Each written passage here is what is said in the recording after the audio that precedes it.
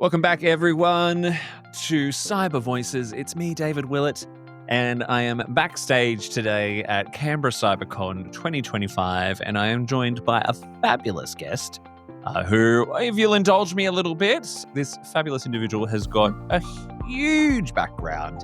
And I want to embarrass her a little bit by reading some of it off. So I'm joined today by Kersti Eesmaa, who is a bit of a trailblazer, I would say, in fields of cybersecurity, digital innovation, and diplomacy as well, I was interested to see.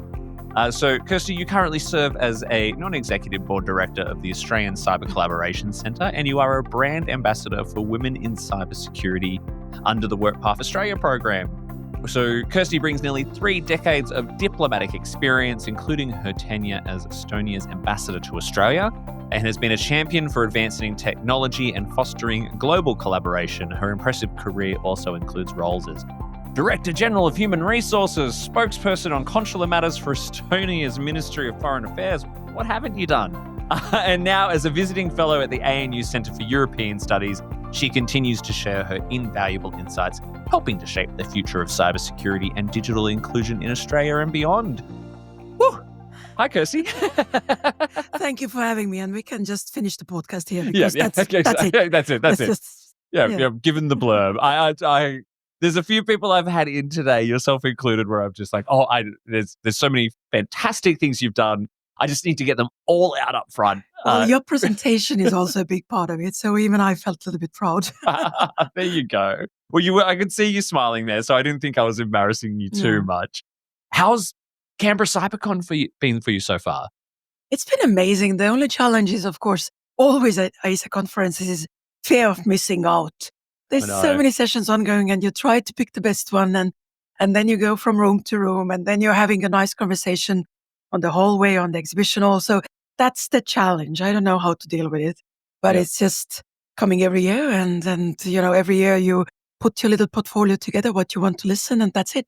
Absolutely. I think I am a little bit blessed. People are saying to me, "Oh, you're locked away in a little back room for the whole conference." I said, "Yeah, but I get like one-on-one conversations with all the really cool people." Well, we get those as well. That's what the networking, the dinners, all the rest of it, where you have those really in-depth conversations. That's the cool thing about this conference, I think. Absolutely, yeah. And the fact that it just kind of brings everyone together, whether you're here at the Canberra event or at the much larger event in Melbourne. But so great that we bring this to the Canberra community. I'm an ex-Canberran myself, which I've mentioned a few times on the show. But coming back here, I left Canberra in 2017. So coming back here and seeing that AISA's bought this fabulous event here and seeing all my old co-workers getting to share in the event has been really cool. So what's some of your highlights been? Have you been to many talks? What have been some of the good ones you've seen so far? Well, it's not surprising that all the keynotes really kind of strike the chord and the stories. And what I really enjoy, you can obviously have great speakers who are very good presenters, but all the keynotes and they've done things. Yes. It's not that they are just good presenters, which they obviously all are. Yes. Or like this morning when we listened to Professor Black, her humility in all of this, what she's done. And at the same time, she presents it not in a way like, oh, I did all of that, but really, then I did that, then I did that. So I think I have to say the keynotes that bring great speakers, but also what they've actually done, and you learn about it. And then when you go to all those individual sessions where you can see a great community coming together. Yes. And even though maybe outside this, they are competitors, or they, maybe they go for the same tenders, or that's Canberra. Or maybe they go for the same grants or something. But it's in that they work together to say, how do we do exercise? What have you learned from this exercise? How can we do threat assessment? All of it. So I've enjoyed all of them. It's the real unique thing about the cyber industry is how those competitive barriers do tend to come down both inside and outside of events like CyberCon. And you mentioned Professor Sue Black there. We had her in here a few hours ago. Loved my conversation with Sue. What a fabulous, incredibly intelligent, and just amazingly insightful individual. No, all the keynotes. And I guess even in my speech yesterday, I talked about community. Yeah. And I talked about how we can develop skills, and being part of the community is part of that. And whether it's the membership somewhere in AISA, in another organization, or whether it's going to a conference. And what I try to explain, and that's also my experience from Estonia, where I come from, is that in cyber, when you end up in a crisis, Yep. then you turn to your colleagues, to your peers, like, how did you handle this? And you understand that you can't function on your own. You need this community, because if things happen, you actually want to reach out to your colleagues who, again, might be a competitor in that situation. So what I tried to explain was that really this is also learning, and this is skills. Attending a conference is skills, upskilling. Talking to a peer is upskilling. So it's not only going to university or bachelor, something.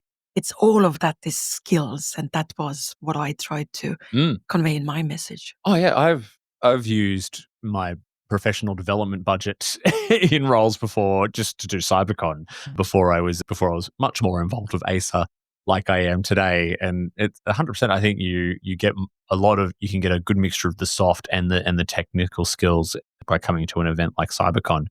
And I think that kind of is a nice segue a little bit into what your talk was actually about. Now, you were addressing and the cybersecurity skill gap and what that is. Do you want to talk to us a little bit about, sort of what was the key messages that you were trying to get across in your talk? The overall key message was that really when we talk about skills, then it can be so many different things. Yep. And I went into a little bit more detail. Of course, there's education and what can we do extra in education. That's everybody understands sort of that bit. But then it's also like when you have cyber crisis attack, how do you learn through that? Yeah. How do you learn through exercises? How do you learn through community, as I already mentioned? And how do you also learn about just being a human being? A mother, or father, or son, or daughter. How do you actually learn about cyber in that general sense? Yep. And what I tried to explain was really how cyber is something that is, you learn something every day. It doesn't matter if you're professional or not. And I was quite challenged because I had an afternoon session. Ooh, That's when people try to fall asleep. So was this yesterday? yes. Yeah. So what I did under each of those sort of large heading, which was education, community, crisis, and people or human skills, I proposed a couple of ideas. What can we actually do? Because sometimes in the conferences we can really talk about things, and then we all go back to our daily jobs and kind of do our business. But then I really wanted to get like, what can we actually do? And because I wanted to get everybody involved, I asked them to vote. Okay. On my proposals, pathways, and get them views. Up out of their chairs a little bit. Yeah. And I was so appreciative that the audience came along, and then at the end, they presented their own ideas. And the overall feel in the room, at least for me, was really, we can do small things. Obviously, we all have our roles. Yep. I'm in the board role for the Australian Cyber Collaboration Centre. So we do skills, we do training in, insider risk, we do exercise, we do all of that. And businesses do their thing. AISA does your thing. Of course, yeah. We all do our thing. But maybe there's something we can do extra, like a community. And that was what I tried to discuss with the audience and involve them. And if I just give you one example, on the education, we discussed the importance of CTF, so capture the flags, and exercises, or all the extracurricular program, because there's so much out there. There's so many things that are out there and you almost don't know about them. And then we discussed an idea. What if we would create a program where schools could say, we are interested to have, David or somebody from industry to come and talk to us. Yeah, of course. Year 12, 2nd of June, 11:45, 50 students. St. Edmund's College. My son goes there. So that's just an example. Of course. And then they can sign up somewhere on the website. Yeah. Very easy platform. And David, I, Kersti, somebody else, all the conference people, they can sign up. Yes, I can dedicate that 1 hour. I live in Canberra. It's close. It fits my plans. I go there and talk about cyber awareness or careers or something to complement what is already in the curricula. Yeah. And that would create a massive scale up of what we already do. Like simple little things that we could actually do without a lot of money. And this was the mood, I guess, in the session. Like, what can we achieve quickly? Yeah. You've spoken about something there. I've had this conversation with a few people recently, especially around getting in at like the high school level and talking to people about careers in cyber. So, there's a lot of people wanting to go and talk to university students, which is great, but they've already They're already chosen. convinced. Yeah, Yeah, exactly. They're exactly. doing their degree. They're in computer sciences, and don't get me wrong, like they university students definitely need some guidance on how to shape their career post their studies. But even getting them interested from a much earlier age is really fantastic. I was just having a look at some of the stuff on your talk. Now, unfortunately, I didn't get to see it. I don't get to see a lot of the talks in person, but the talkers come directly to me, which is fantastic. But this skills gap that often gets discussed, why do you think the demand or for the and supply of these skills is sometimes a little mismatched? I think I read in the blurb for your talk that the demand and supply is like apples and oranges, You have which to come up with catchy phrases to get the audience. yeah, but it's interesting, right? But to compare demand versus supply to using the apple and oranges I'm an metaphor is quite economist, by neat. the way. Yeah, explain what was sort of the meaning behind that. It's we all talk about. We think we talk about the same thing, Yeah. but we actually don't. Hmm. And that was the apple and oranges Yeah. in the sense that, and obviously all the, TAFEs, the universities, everybody who's offering something wants to offer something that is relevant for the industry. Yes. And industry obviously wants people who are ripe to work, so to say. But at the same time, when I talk to especially larger corporates, they say, yes, we struggle to get people who can do what we want them to do from day one. So we've created our own graduate program or whatever it's called. It can be called different things. And it made me think, or it makes me think, like, how come students spend all the time in TAFE or uni and they do all of that? And then when they go to a working market, then of course, first they are faced with the fact that somebody wants them to have work experience before even they start to work. That's number one. And secondly, I've also heard stories that when they start there, the employer would almost say, okay, forget everything you learned at school. That's not useful for us. We have our own program that you follow. It's for, I don't know, 8 months. And then you know what we want Hmm. for you to work here. And obviously it's maybe a little bit compensated with money, but I feel there is a mismatch Hmm. when that happens. So we need to think, how can we make the curriculum more relevant? And how can we offer things in addition to curricula Yes, that definitely. complement those studies? And this is the most controversial issue. I was also in the panel with the professionalization, Hmm. Hmm. which is, of course, something that has shaken Canberra bubble at least a lot Yes, of course. and created a lot of experience, a lot of discussion. But this is part of that as well. Like, how can we help people Yes, of course. to actually figure out how do you get into cyber and what are the possible careers, what are the roles, what could suit that person. So that's what I meant, sort of, that we need to talk about that gap. So I guess there's so many elements in it. Of We course. can make schools better. We can add stuff to the schools. We can make sure that the industry is part of that curricular development. And but there's no one answer.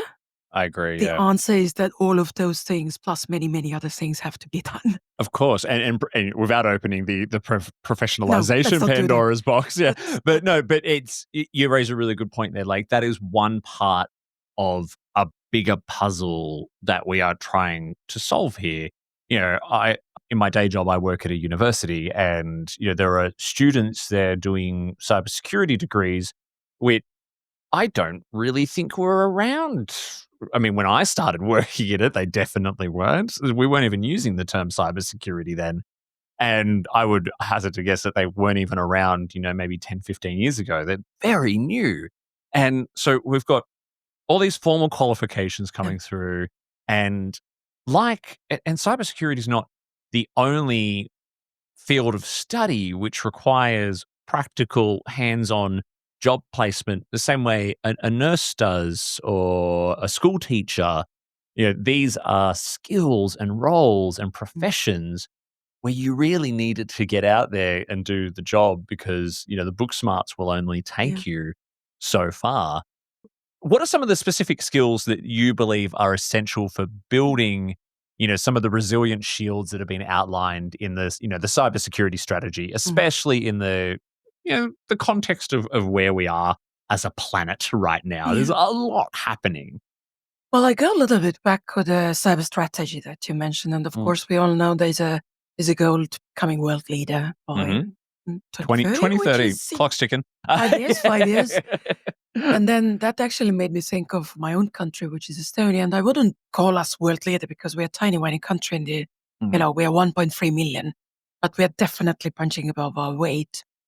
And many people say, oh, because you live next to Russia. So, which is true. I mean, we don't live in a threat environment. We live in a tech environment. So you become really good. But when I think why we are good and why we don't call them shields, but it's quite similar in our country as well, why these are quite strong in Estonia, then I truly believe it comes down to those skills. And we really need to concentrate on that bit. So coming back to your question, what skills they are, then I think I can't tell you specific cyber skills, but I can tell you that there needs to be a very close cooperation with industry. And the second thing, what I think is important, that when people apply for jobs, it would be ideal if we would have something where they could also present in a verified mode that they have done a CTF or they've done a work experience or internship. And it's a little bit more than them saying that. Yes. That would be ideal. Of course, in LinkedIn, you can verify things or you can sort of, even in SEEK, you can get verifications on your credentials. So it's definitely going there. But when I talk to the employers and what skills are they looking for, it's interesting. I went to the SEEK when I prepared for my speech and I typed in cybersecurity just to kind of have a fresh view before my speech. Australia, all of it, all jobs, doesn't matter which salary. And there were thousands of ads coming up. And I had a look quickly. What do they want? And it's not a surprise. They want number of technical skills. Which is, it can vary on the role, whether it's, whether it's networking, whether it's web exploration, it can be different things. Then in the same ad, it says, you have to be good with people. You have to be good with team people. Your communication skills have to be really good, etc., etc. All this sort of, I don't know if we can call them soft skill or if we can call them like people skill or something like that. And then on top of that, there was, you need to have work experience for X number of years. And this is a big ask. This is a unicorn that we are looking for. We all know people who are drawn to cybersecurity are often not maybe the best communicators. And that's what we maybe need to teach them, teamwork. Like what we learned with the OSRC, which is the Australian Cyber Collaboration Centre. We organized a CTF last year called Cyber Battle Australia. And this starts individual, but then it goes to teams. And we didn't put too much effort into really working how these teams would work as a team because we thought that's up to them to figure out. They want to compete, that's up to them. And then when we got to the final event, then I would say the first 2 hours we could really observe was spent on then figuring out how they work in a team. So we adapted this year. We are going to dedicate a lot of time in the boot camp on what is teamwork. So I think when you look at the technical skills, all the teaching is there, either through TAFE, through university, through micro-credentials, through certificates. There's no lack of certificates. It's how do you build them up to job description and how do you help people to also develop that second pillar, which is teamwork. And it's hard. I'm definitely in that second pillar. I don't have technical skills, but I mean, this is what we need to teach students because it's very hard to work only in tech. There are a few jobs, but most jobs need a more balanced. Absolutely. Now you touched on a boot camp there. So what's the boot camp that you're running? So what we are doing with the OSRC's CTF, there are of course many CTFs out there, but this is different because it's an event series that starts with a boot camp. That's going to take place in April. And then and it's in person. All right. Because we really want to bring those people out from the computer screens and talk to industry, talk to peers and learn about CTF and a little bit of theory as well, but you can't teach cyber in one day. Mm-hmm. So it's mostly about what is a CTF? How do you approach it? What are the strategies? How do you teamwork? And this is delivered to us by our venue partners, which is all the TAFEs and our industry partners who do the training, and they get to go to the cyber range. Mm-hmm. That's often like exciting. And then after that, there will be, and that's for 300 students all over Australia. So it's a big thing in 6 different locations. And then that goes through the qualification round. And finally, there's a big final event where the best teams again compete against each other in person. We mostly aimed at that TAFE sector, but also uni students. But the overall idea is employability.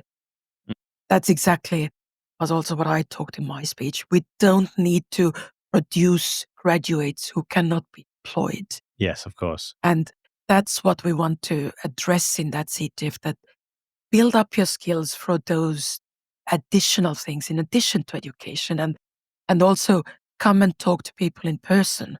They don't go to conferences, but they can go to CTF and talk to their team members, other team members, Right. industry people. So that's the idea what we try to. How long does the boot camp go for? Boot camp is all Saturday, so it's one Saturday. Yeah. And then the final event is in July, another Saturday with all the bells and whistles. It was inspired by an event in Estonia where it's international, and we call it Eurovision of Cyber, because it has all the production and singers and all the smoke and mirrors. So you're talking to a huge Eurovision fan, by the way, so you just hit the chords. But we are slowly working our way up here in Australia, because to produce Eurovision of Cyber, it takes a few dollars. Yes, yes. We are thankful for our sponsors, of course, but we are building this. And I talk too much, but yesterday I said it's very easy to do CTF for 1 year. Of course. Because then you're excited and you get everybody on board and you're volunteering your time and money. Momentum is important. Yeah. But it's hard to keep it alive. Yep. And have it alive for several. Absolutely. Now, is this located here in Canberra? Because you said it's in person, yeah. Boot camp, 6 locations: Canberra, Brisbane, Adelaide, Perth, Melbourne, and Sydney. Excellent. And I mean, so, we're towards the end of March now. Our applications, can people still apply? Full. It's full. I'm sorry. So sorry to hear. We filled 325 places. Which doesn't surprise me, in less than 10 days. And of course, maybe also the motivation was that it's TAFE students, mostly uni students as well. But for the TAFE students, if they get through the final and wherever they are, we will cover their trip to Melbourne, where the final event will take place. Yeah. Oh, great. Would love to catch up again after the final event or during the final event in Melbourne, where I'm located, and see how it went. We'd love to do a follow-up. I'm very excited about that. Yeah, that's incredible. And hopefully we can help you build a little bit of excitement to keep doing more of this in the future, because Eurovision of Cyber, I'm there. I am there. You're talking to someone who actually went to Eurovision in person, so I'd love to have that in my own industry. I have to say Estonia has won it once. They have indeed. I haven't seen Estonia's entry for this year yet, but it's very controversial. Oh, we don't want to go off on a tangent though. I could do a whole podcast on Eurovision. And I think, you kind of answered my next question a little bit, but I wonder if there's any other lessons that you think Australia can learn from other countries' approaches to building skills, like what's been done in Estonia, and how might these insights help shape that national strategy? I mostly talk about Estonia because I am Estonian. Yep. But it's really, I think the most important thing is to understand that the threat is there. And it will only get worse. I don't want to be a gloomy doomy person in a fun and podcast, but it will only get worse. And I often talk about critical infrastructure, for example, in the sense that this is really what we put a lot of efforts in Estonia, because it would be quite bad to be in Estonia in minus 20 degrees and not have heating for a week or something. And when we look how bad things really can get, then we can look at Ukraine. And the second thing, I guess, when we say things will only get worse, again, sorry about the sort of gloomy message, because sometimes when I say that, people are like, yeah, you're from Estonia, you're next to Russia, you're always negative. But I do think we have to adopt this high-risk environment is that we need to support that also exercises, not that now going away from the students, but we need to make sure that they also exercises for the industry. Again, something we're doing with OSRIC that is a wonderful opportunity. NATO exercise called Locked Shields. Oh, yeah. 4,000 people from 40 countries over 4 days, 8,000 attacks, live fire exercise. Whew. And Australia Australia is part of it. Absolutely. But it's open for Australian industry as well. So please sign up. Yeah. It's gonna take place in May this year. And this what is part of upskilling as well. When you are in that environment and it's exercise, it's much less painful than actual crisis. I can assure you that. But you are next to, there's ADF, there's defense, there's other government entities, there's industry, academia, and you are Team Australia for over 3 or 4 days. That's community and that's skilling and that's learning from each other. And last year, there was a case in the beginning of last year, Australia participated for the first time with the national team. In the beginning of the exercise, ADF spoke their language and the industry spoke their language. Like we all use abbreviations and our tools, and cyber is very, in that sense, we all like those 3-letter acronyms that we only get. And the industry was looking at ADF that, what are you talking about? And that's also learning from each other. ADF is using that term for that. Oh, okay. I actually have a tool for that. So things like that, support as much by exercises. Of course, expensive. I mean, not participating in Locked Shields, but when a company would do their own exercise, it's expensive, but it's definitely worth it. So that's been our lesson. And awareness. Go to schools, go to even year 1. It needs to be part of the national curricula, which it, by the way, is. But it's just a constant talking about it and getting to young people. Because if we get to young people, they will talk to their parents, they will talk to their friends, and that will have the scalability. Incredible.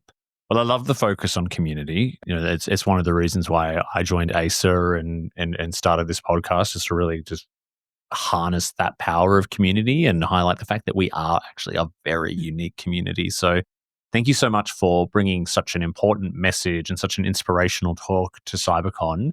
I look forward to hearing what happens with the boot camp, and thank you so much for sharing your voice with us today. Thank you so much for having me.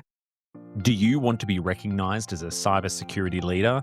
AISA is pleased to invite speakers to submit applications to present at SydneySEC on Thursday, the 3rd of July, 2025. We are searching for speakers to bring new ideas and perspectives to the SydneySEC stage. Topics of interest include cybersecurity emerging frontiers, innovative leadership strategy, and incident response and resilience, just to name a few. This is your opportunity to be recognised as a cybersecurity thought leader within our community. Step up to the SydneySEC stage to lead the charge in creating a safer digital world.